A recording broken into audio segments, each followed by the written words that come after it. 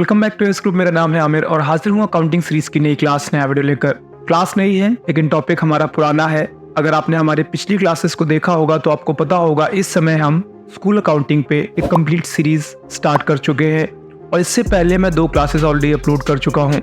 पहली क्लास में हमने देखा था कि अगर हमें स्कूल अकाउंटिंग करनी है तो हम कैसे कंपनी क्रिएट करेंगे और कंपनी क्रिएट करने के बाद हमें कौन कौन से ऑप्शंस को इनेबल करना है, ये हम ऑलरेडी कर चुके थे पहली क्लास में। सेकेंड क्लास में हमने स्टूडेंट्स को क्रिएट किया था, इसके साथ साथ हमने क्लासेस को भी क्रिएट किया था। तो आज की ये क्लास उसी की अगली क्लास है। एक चीज़ मैं आपको दिखा देता हूँ, यहाँ पे मैं गेटवे ऑफ टैली पे आ चुका हूँ और यहाँ पर आप देख सकते हैं स्कूल इंटरनेशनल, यहाँ पे एस ग्रुप इंटरनेशनल स्कूल की अकाउंटिंग हम कर रहे हैं, जो कि हम क्लास 1 से ही कर रहे हैं। क्लास 1 में हमने इसी को क्रिएट किया था और आज हम उसी के आगे के प्रोसेस को समझेंगे। बेसिकली आज की आगे के प्रोसेस में हम क्या क्या देखेंगे, हम टीचर्स को क्रिएट करना देखेंगे और इसके साथ साथ हमने जितने भी स्टूडेंट्स क्रिएट किए हैं वो हमें कहाँ पे दिखते हैं, टोटल कितने स्टूडेंट्स क्रिएट हो गए हैं और किस क्लास में कितने स्टूडेंट्स हैं, ये हम कहाँ से देखेंगे, ये भी हम देखेंगे। तो सबसे पहले वही चीज़ है जो मैंने आपको बताई कि हमें ये चेक करना है कि अब तक हमने टोटल कितनी क्लासेस क्रिएट की हैं और किस क्लास में कितने स्टूडेंट्स हैं, ये हमें देखना होगा। तो क्या करेंगे, तो यहाँ पे हम गेटवे ऑफ टैली पे हैं। अब गेटवे ऑफ टैली से ही आपको सीधे यहाँ से जाना है नीचे डिस्प्ले मोर रिपोर्ट्स पे और यहाँ पे क्लिक कर दें।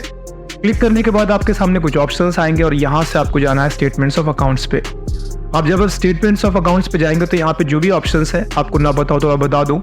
आउटस्टैंडिंग में हमेशा हम वो चीज़ों को देखते हैं जो बकाया है, यानी अगर हमें किसी से कुछ लेना है तो वो भी हमें आउटस्टैंडिंग में दिखेगा और अगर हमें कुछ देना है तो वो भी हमें आउटस्टैंडिंग में ही दिखता है। आउटस्टैंडिंग के 2 पार्ट्स होते हैं, अगर मैं एंटर करूँ, एक होता है रिसीवर्स। रिसीवर मतलब वो यहाँ पे पार्टीज दिखेंगे आपको जिनसे आपको पैसे लेने हैं, और अगर हम इस यहाँ पर नीचे जाएंगे पेबल, तो पेबल में हमें वो पार्टीज दिखेंगी जिनको हमें पैसे देने हैं। कुल मिला के आप ये कह सकते हैं पेबल्स हमारे लिए करंट लायबिलिटी होंगी और जो रिसीवर्स होंगे वो हमारे लिए करंट एसेट्स का काम करेंगे। बेसिकली आप उनको सन्डी डेप्टर से कनेक्ट कर सकते हैं। अब चलिए वापस से बाहर आते हैं। अब हमें ये देखना है कि एक्चुअल में हमने अब तक अपने इस स्कूल के लिए कितने स्टूडेंट्स को क्रिएट किया है और किस क्लास में कितने स्टूडेंट्स हैं। तो इसके लिए हम यहीं से जाएंगे नीचे स्टैटिक्स पे और यहाँ पे हम इंटर करेंगे। अब इंटर करने के बाद यहाँ पर आप अपनी पूरी की पूरी अकाउंटिंग में बेसिकली क्या क्या क्रिएट किया गया है, क्या क्या कैसे बनाया गया है, वो हमें दिखता है। हमारे काम की चीज़ इधर से है, तो यहाँ पे हम देखेंगे टाइप्स ऑफ अकाउंट्स में, जहाँ पर आप देख सकते हैं आपको लिखा हुआ है groups, ledgers, cost centres, stock groups, stock items, voucher types, units and currencies. सबसे पहला ऑप्शन आपको दिख रहा है ग्रुप्स का है, और आपको थोड़ा अकाउंटिंग आपने पहले से पढ़ रखी तो आपको पता होगा बाय डिफॉल्ट अकाउंटिंग में 28 ग्रुप्स होते हैं, 28, जिसमें 13 होते हैं सेकेंडरी और 15 होते हैं प्राइमरी। लेकिन हमारे केस में तो 32 बता रहा है, होते बाय डिफॉल्ट 28 है, लेकिन यहाँ पे 32 है। इसका मतलब ये हुआ कि 4 नए ग्रुप क्रिएट किए गए होंगे। अब मैं आपको दिखाता हूँ कैसे।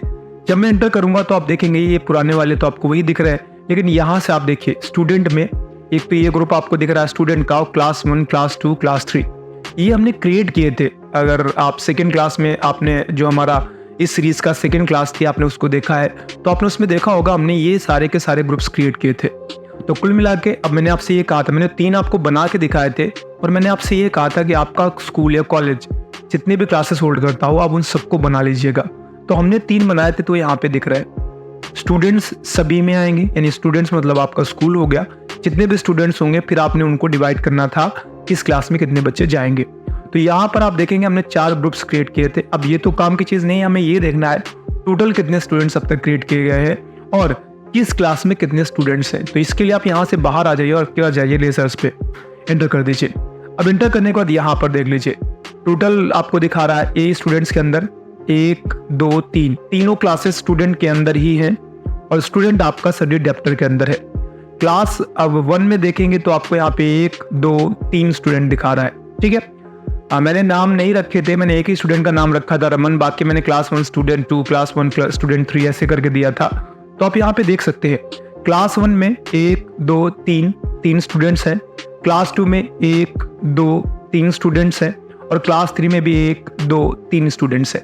यानी टोटल मिलाकर अगर आप देखेंगे तो 3 तरीका 9, यानी टोटल मिलाकर हमने 9 स्टूडेंट्स क्रिएट किए हैं और 9 स्टूडेंट्स में से हमने 3 डाले हैं तीनों में ही, क्लास 1, क्लास 2 और क्लास 3।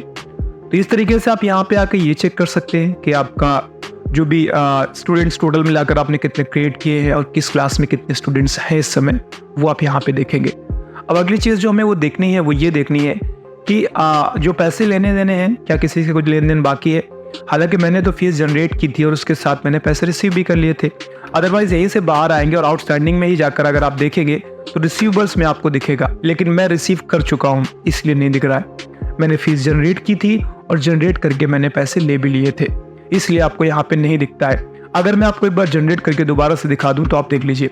जैसे मैं एग्जाम्पल के तौर पर मैं जाता हूँ वाउचर्स में और मान लीजिए मैं एक सेल की एंट्री पास करूंगा। चूंकि मैं सर्विसेज की सेल करता हूँ, मैं पढ़ाता हूँ, तो मैं यहाँ से सेल करता हूँ और इसके बाद मैं क्लास 1 के लिए सेल कर रहा हूँ फिलहाल, तो मैंने क्लास 1 कर दिया और मैं क्लास 1 के ही स्टूडेंट 3 को सेल करने वाला हूँ। मैं कंट्रोल कर रहा हूँ यहाँ पे आगे और फिर से मैं स्टूडेंट 3 ही रखूँगा और आगे बढ़ जाऊँगा। अब इसके बाद आपको यहाँ पे सेल करना है, तो सेल करिए। इससे पहले थोड़ा स्केप करके बाहर आइए और आपको यहाँ से कॉस्ट सेंटर्स डालना था, वो हम तो ये कॉस्ट सेंटर्स ऑलरेडी इसने ले लिया है, क्लास 1 बाय डिफॉल्ट ले लिया है इसने। तो अब इससे आगे आ जाइए और यहाँ पे सेल डाल दीजिए। ठीक है, यहाँ पे आके तो मैं यहाँ पे क्लिक करूँगा और सेल दबाऊंगा, यस आई गेस। फिर से मैं आऊँगा और यहाँ से मैं जा रहा हूँ सेल पे लिए क्लास 1 स्टूडेंट 3 के लिए और मैं आगे बढ़ रहा हूँ कंट्रोल करके। इसके बाद फिर मैं यहाँ से क्लास 1 सेल स्टूडेंट 3 रखूँगा, सेल करूँगा और यहाँ पर आप देखिए आपको यहाँ पे कॉस्ट सेंटर्स डालना है। तो ये क्लास 1 की कॉस्ट सेंटर्स के अंतर्गत आएगा क्योंकि स्टूडेंट आपका क्लास 1 का है। अब इसके अलावा क्या क्या आपको उसको रिसीव करना है, तो मैं यहाँ पे एम दबाऊंगा, मंथली फीस आ जाएगी और मान लीजिए सिर्फ इस महीने मंथली फीस ही बन रही है 4000 और मैंने कंट्रोल करके सेव कर दिया। ये आपने क्लास 1 स्टूडेंट 3 के लिए फीस जनरेट की है। अब आप स्टैंडिंग में जाकर देखेंगे तो आपको इनकी फीस दिखाई देगी क्योंकि आपने अभी तक पेमेंट लिया नहीं है। मैं स्किप करके बाहर आऊँगा और अगर मैं अब यहाँ से जाता हूँ डिस्प्ले मोर रिपोर्ट्स पे और इस बार अगर मैं जाता हूँ आउटस्टैंडिंग पे, वहीं पे आपको स्टेटमेंट्स ऑफ अकाउंट्स आउटस्टैंडिंग और रिसीवेबल में, तो इस बार आपका क्लास 1 स्टूडेंट दिखाई दे रहा है। वजह क्या है, 4000 रुपीज़ आपको यहाँ पे। अब ओवर ड्यू अभी एक भी नहीं हुआ है, आज ही जनरेट हुई है और अब ओवर ड्यूज आपके तब दिखाई देंगे जब कल से दिन चालू हो जाएंगे। आज ही तो ये जनरेट हुई है आपकी 1 अप्रैल 2024, चूँकि वो फाइनेंशियल ईयर हमारा चल रहा है वो। अब अगर आप इनसे पैसे रिसीव कर लेंगे तो फिर से यहाँ पे आउटस्टैंडिंग से दिखना बंद हो जाएगा आपका। तो इस तरीके से आपको ये समझ में आया होगा कि आपको स्टूडेंट्स कैसे क्रिएट करने हैं, इसके साथ साथ आपको उनको क्लासेस में अंदर कैसे डालना है और आपको जब भी फीस जनरेट करेंगे तो उनकी रिपोर्ट्स कहाँ देखेंगे, ये भी आपको समझ आ गया होगा।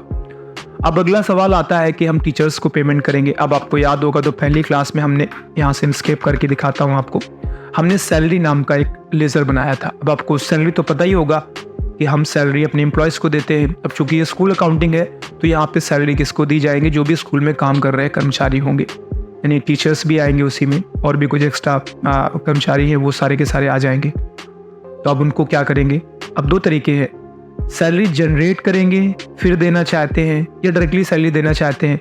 अगर जनरेट करके देना चाहते हैं तो पहले आपको टीचर्स को जनरेट करना पड़ेगा।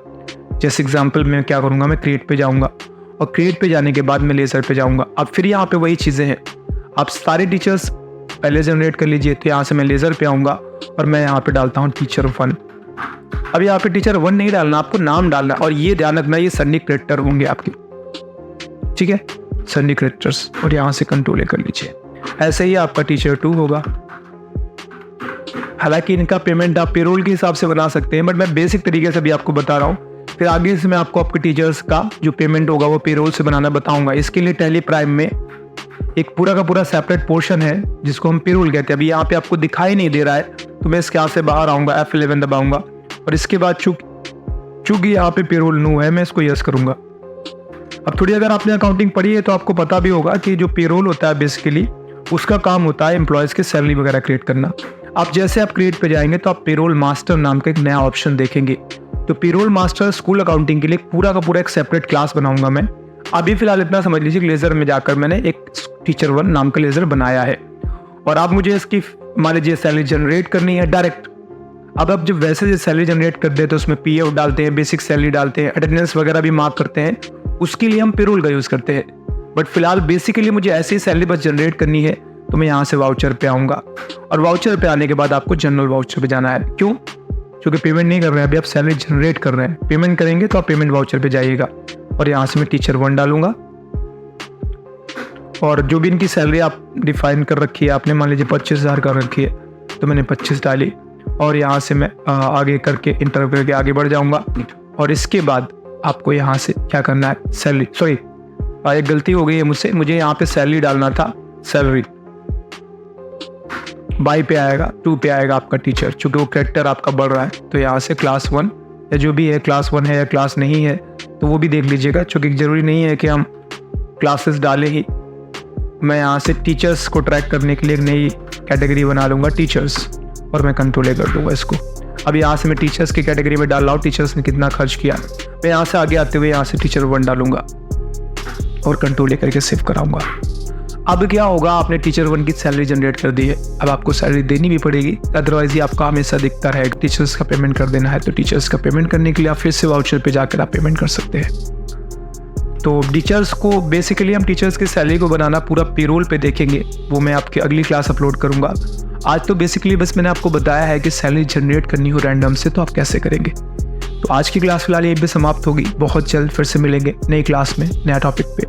नई क्लास में टॉपिक पुराना ही रहेगा, उसी के अगले पोर्शन पे जाएंगे हम। तो आज के लिए फिलहाल इतना ही, चल मिलते हैं, तब तक अपना ख्याल रखिए, अकाउंटिंग सीखते रहिए। Bye bye, take care.